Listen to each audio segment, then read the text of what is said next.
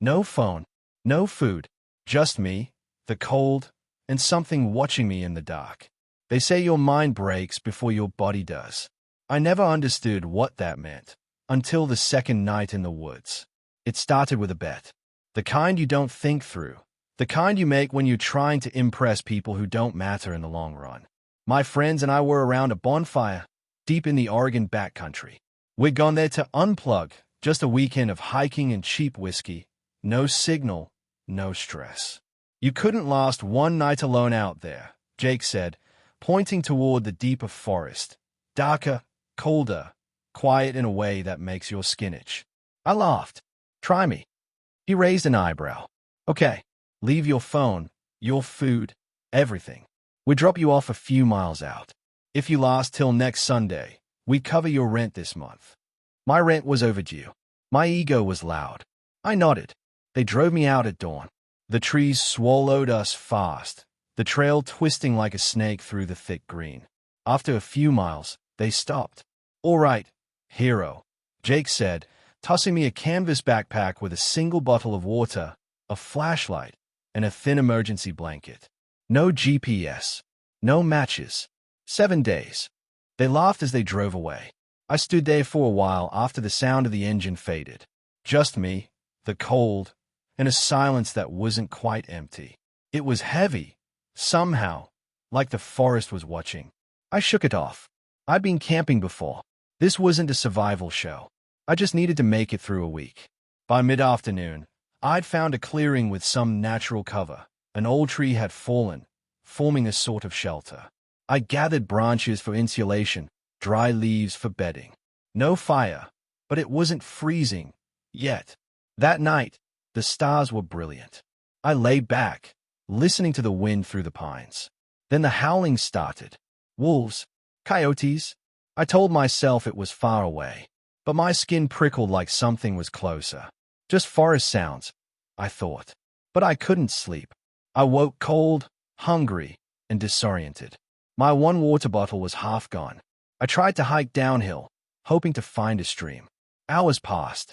I kept thinking I saw movement in the trees, quick flashes of gray, shapes ducking behind trunks. By afternoon, I found water, a narrow, muddy creek. I drank from it, even knowing I might get sick. I looked up. The trees were still, but I had the feeling again, like I was being watched. It wasn't just paranoia.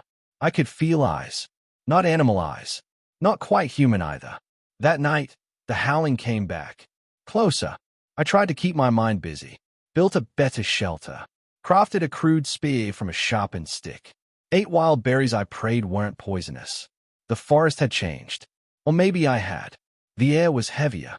The silence no longer felt peaceful. It pressed against my ears, like the calm before a scream. That night, I heard twigs snapping near my shelter.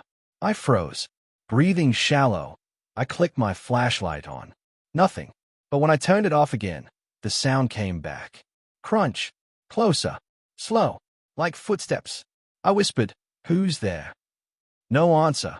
Just breathing. Not mine.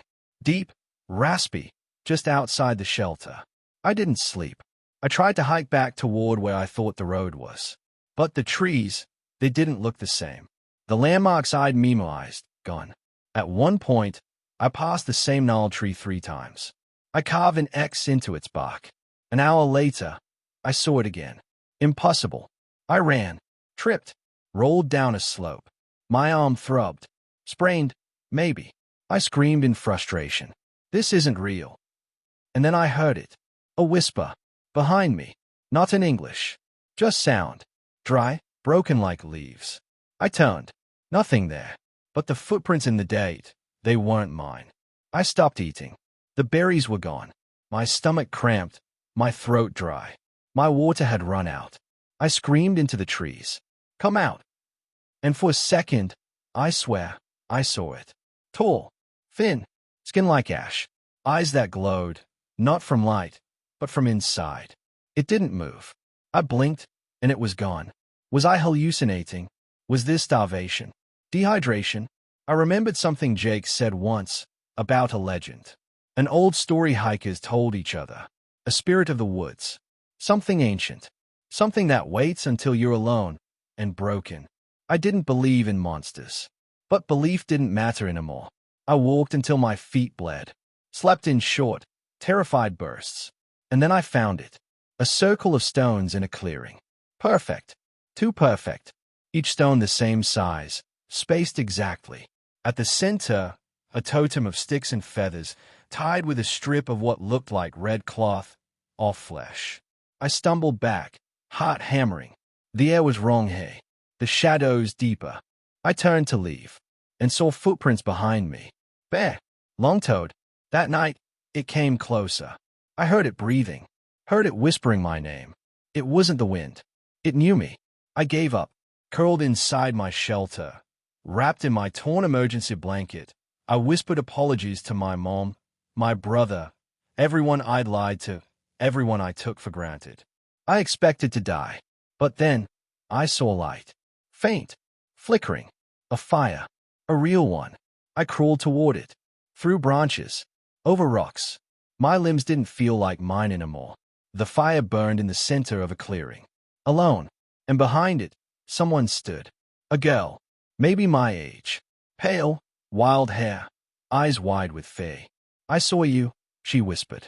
You've seen it too. I nodded. She knelt. It's real. But it only wins if we run. What do we do?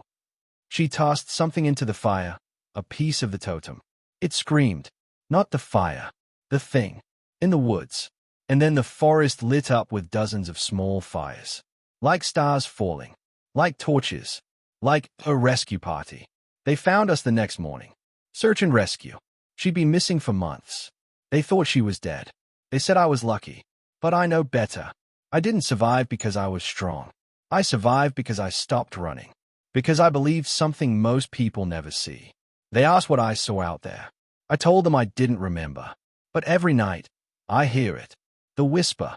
The breath in the trees. And I know it's still watching. Waiting. Because I walked into its home. And left alive. And nothing walks out of that forest without leaving a piece of itself behind. When I finally stepped out of that forest, the world felt both familiar and utterly alien. The sun rose bright and clear, but the shadows I carried inside me didn't fade.